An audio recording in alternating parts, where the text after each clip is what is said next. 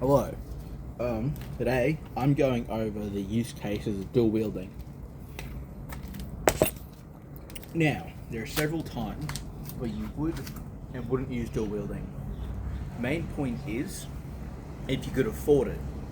Now, in the main point of swords, let's take the katana for example. This one's a bit longer, but due to the area, you could afford to have two, maybe even three, but at minimum you would have one. Then you'd expand not into this, you'd expand into a tanto, which I don't have nor could I show on me, and then you expand into this. Due to how the steel was in Japan at the time, you could afford to have multiple swords for various different reasons, assuming you were the right class of people to own a sword. If you were a farmer, you'd have no need for a sword and probably couldn't afford it. And the thing about this is you would learn to, dual wield them. You would train with two full-length katanas, not only dual with these, because this is small enough where you can quickly parry and riposte, but it's also big enough where if you parry with your main sword, you can still attack. And if, it comes to worse, it's big enough you can still feasibly use it in your main hands, sort of, if you really overthink it. But into the further cases of dual wielding, let's take into why it wouldn't happen for the sake of money. Let's take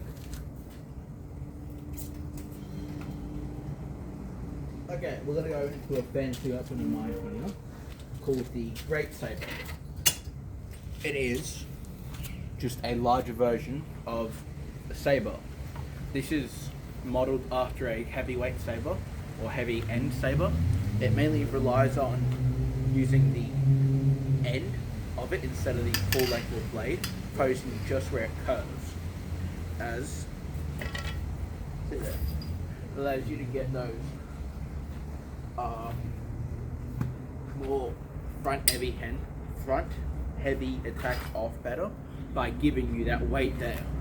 So instead of using the full length of the blade, you only really use just this end of it. Sure, it's viable enough to use the entire thing, but they were more specialized to just here. Now, in the case of this, in a place like England or Europe, or mainly Europe, where you would see such things as sabers, these could get quite costly due to steel, having to pay the blacksmith, pay for the materials, time and effort and profit. Because it wasn't so much a noble profession, it was more or less you're a blacksmith, unlike with katana makers, where that is what they did, they made katanas. But with, this, it is not so much like the katana, where you're chaining these attacks together. The way I see it with this Great Saber is you do these big, sweeping attacks, and that's your threat. But when your opponent starts to push back, that's when you throw in this. Let's say you throw an attack like this, you can then throw in your offhand one to counterattack, parry, whatever. This is quite long for an offhand one, which is why I usually don't pair them together for the sake of tiring out my arms. But another case of having a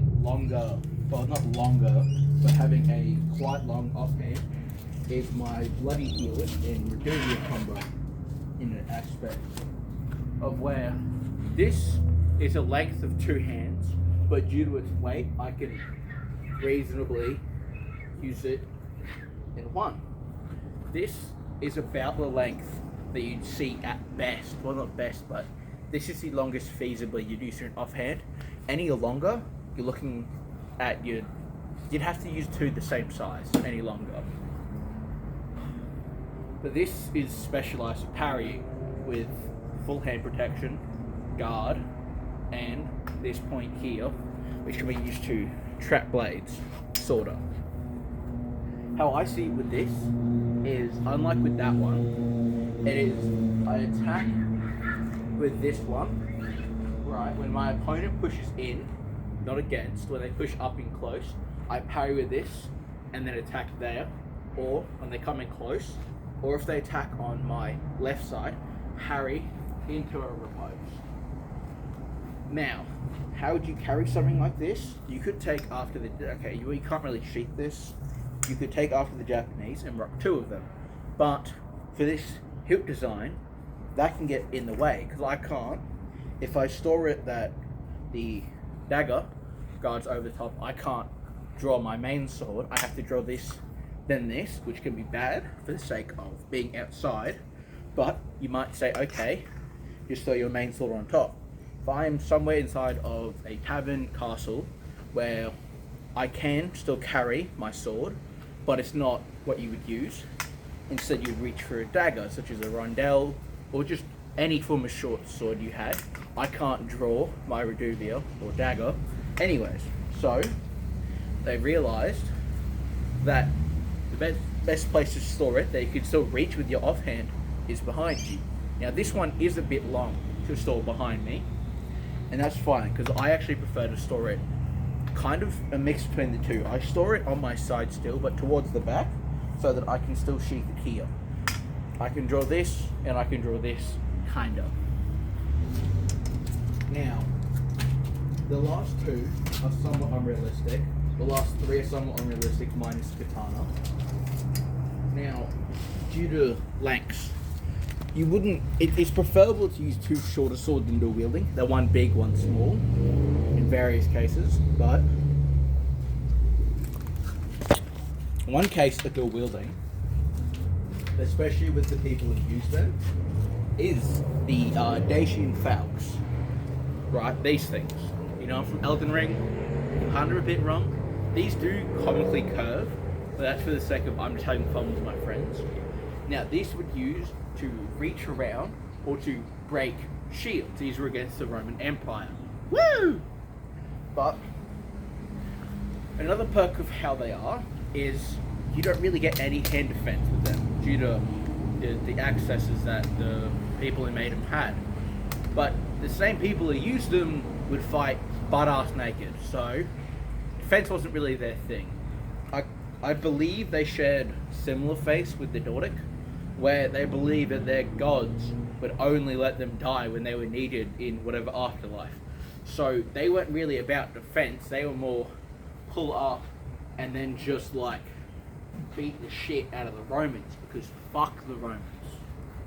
Mainly Romania. I know they're different countries, but fuck Romania.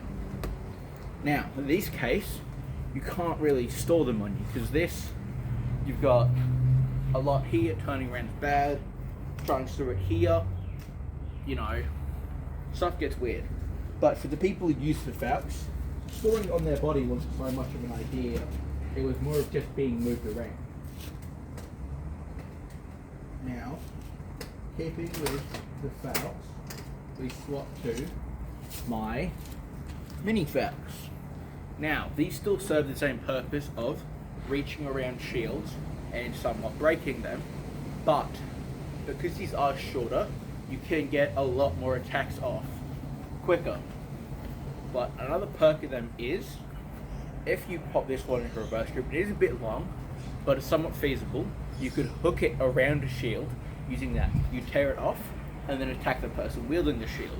Of course, you'd have to parry their weapon off, then go into an attack, but it's something you could do. Now, perk of these is because they're so small, you can store them.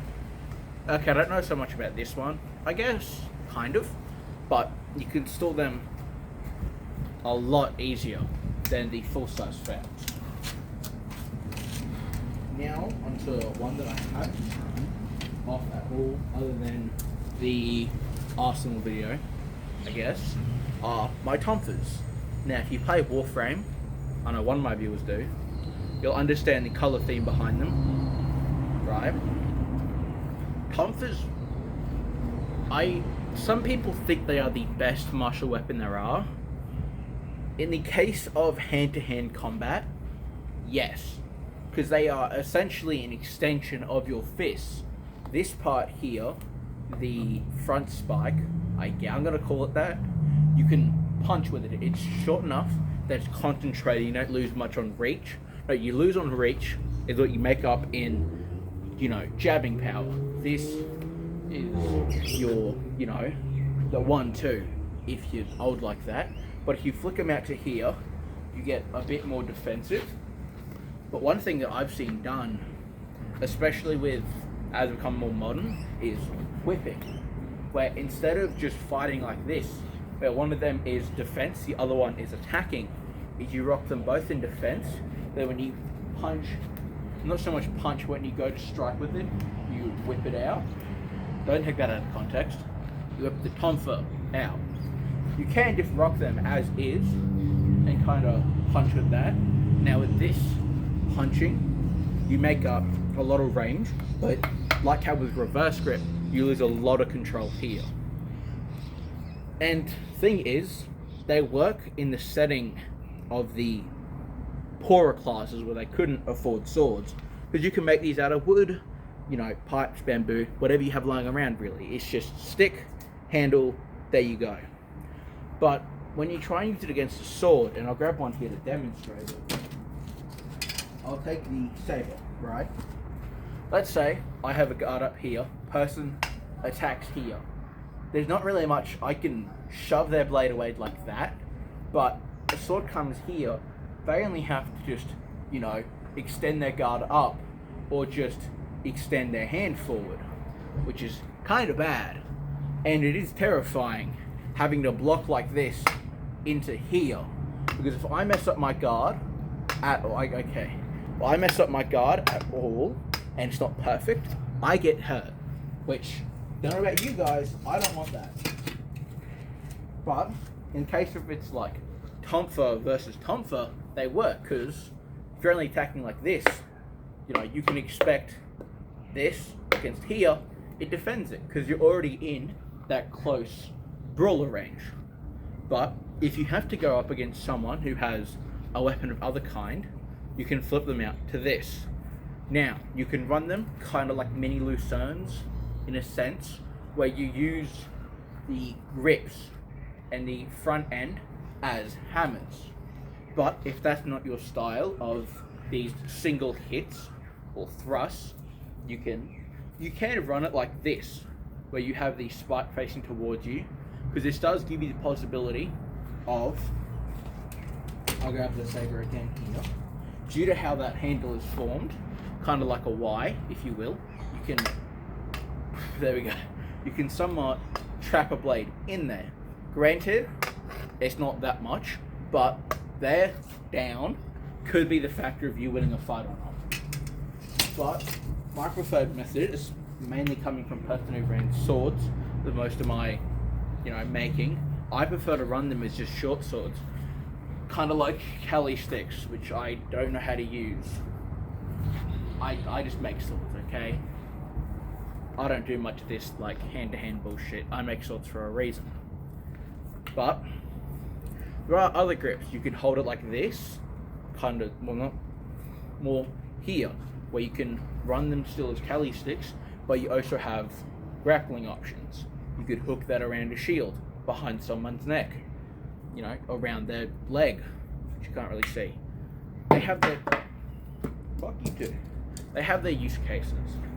Now, anyone who's watched Game of Thrones or played Dark Souls 1 specifically will recognize these weapons. Mainly Dark Souls 1 though. That is the show tells. Main reason I say Dark Souls 1 is because of how comically sickle-like they are. The realistic show tells were a lot longer and less of a curve, because they were around to get shields. But with this much space to get around a shield, which you can't really see, it was a bit comical. But these give off the more sickle design of, these big slashes. Now, I am aware that the person in Game of Thrones, his is more like a Kosher-Pesh that's backwards, which I don't have yet. I do plan to make them eventually, but sticking with my Chotels, is you're looking at these big sweeping strikes that are designed to catch something like a sword, tear it down, attack the user. You know, grab the corner of a shield, rip it out, attack the user. And the perk of having two is how you hold the shield is on an angle here, weapon here. You could hook the outside of the shield after, of course, you've like disarmed them or put their sword away, or if you're just hyper aggressive and in armor, you could hook their shield here and then attack on the side where they don't have a weapon. Now, how do you store these? I have no idea. With this style, you can't really make a sheath for it, in a sense. You could, but how are you going to sheath this? Unless you like get down to here, put it in, unless you work some like hip bullshit, but then how do you draw that? You could just run it like Portal with the boots, where you just like rock them here. I don't know how I can see that. You just rock it at these, the handles just go on your thigh, and then you kind of just rock them like running prosthetic legs. In a sense, I guess.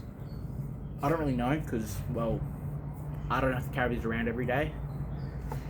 Anyways, and then my last one are these smaller hooks, somewhat of a mini Chotel. They allow you to do hooking, but you are much stronger in a hook because you sacrifice range. Being able to rip away a shield now and then attack is much stronger because I have a lot more control over it. And again, with this, or hooking around shields, it does give off a lot more strength, but you do sacrifice range. This shape here is a lot more accurate to what a Chotel is. It's a lot less round. This is the more the fantasy kind, this is the more realistic kind, where it allows you to go around a shield. And I believe that is everything in this video. Thank you for watching. Catch you guys next time.